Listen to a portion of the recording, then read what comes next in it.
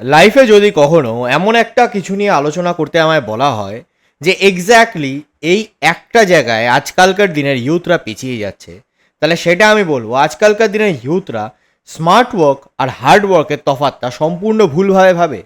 এরা ভাবে smart work মানে এমন একটা কাজ যেখানে আমায় কাজ করতে হবে না, হার্ড ওয়ার্ক মানে এমন একটা কাজ যেখানে আমায় গাধা মজদুরি করতে হবে। পুরোটুকুই ভুল।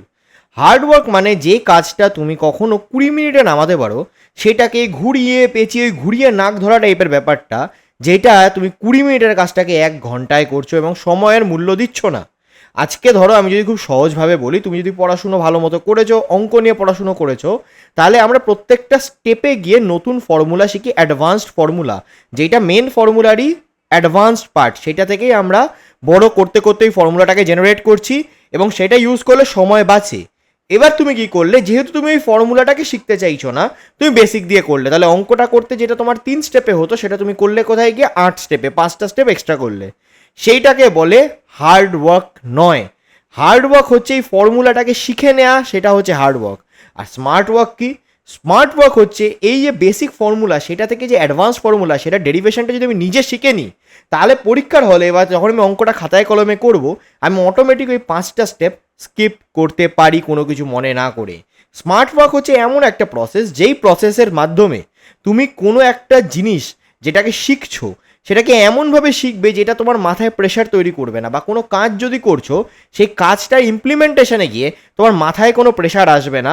তুমি নিজস্ব একটা ইন্ডিপেন্ডেন্সের মাধ্যমে ওই কাজটা করতে পারবে, নিজে ভালোবেসে কাজটা করবে, কারণ তুমি ওই কাজটাকে এমনভাবেই তৈরি করছো বা এই প্রসেসটাকে তুমি এমনভাবে শিখছো যেখান দিয়ে তোমার কোনো রকমভাবেই নিজের ওপর একটা প্রেশার তৈরি হয় না।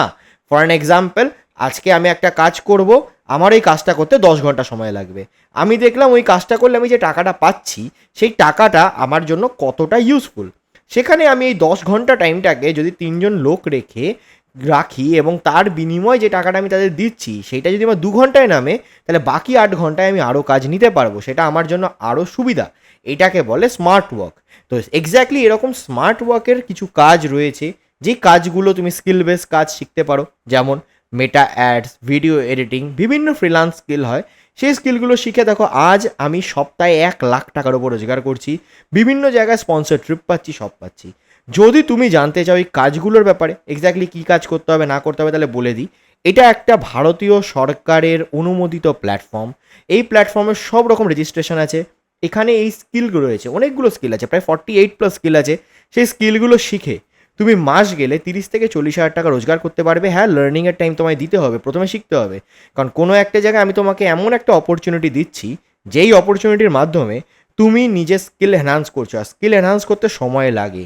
হ্যাঁ, স্কুল কলেজে 12+3 মিনিমাম 15 বছর লাগে, এখানে তত লাগছে না। এখানে মিনিমাম 1 থেকে 1.5 মাস সময় তোমায় দিতে হবে স্কিলগুলো রপ্ত করতে। অ্যান্ড আফটার দ্যাট তুমি সেই স্কিলগুলোকেই মনিটাইজ করে ইনকাম করতে পারবে। ইউটিউব, ফেসবুক, ইনস্টাগ্রাম, বিভিন্ন ভ্লগ, ফ্রিল্যান্স ওয়েবসাইট, আপওয়ার্ক, বিভিন্ন জায়গায় কাজ করতে পারবে, করে জেনারেট করতে পারবে। যদি এর ব্যাপারে আরও ডিটেলসে জানতে চাও, আমি একটা ডিটেলড ভিডিও বানিয়েছি, সেটা আমি তোমায় হোয়াটসঅ্যাপে পার্সোনালি শেয়ার করে দেবো। হোয়াটসঅ্যাপ নাম্বার ডিসক্রিপশনে দেওয়া আছে, নাম্বারটা সেভ করা কম্পালসারি। আমার নাম অভিনন্দন চ্যাটার্জি। আমার নাম্বারটা সেভ করো অভিনন্দন চ্যাটার্জি বলে, করে আমাকে হোয়াটসঅ্যাপে এই ভিডিওর থাম্বনেলের অথবা এই ভিডিওর কোনো একটা পার্টের স্ক্রিনশট হোয়াটসঅ্যাপ করে যাও। আমি বুঝতে পেরে যাবো এই ভিডিও থেকে তুমি এসছো এবং তোমার রিকোয়ার্ড ভিডিওটা আমি তোমায় পার্সোনালি শেয়ার করে দেবো। Thank you and all the very best.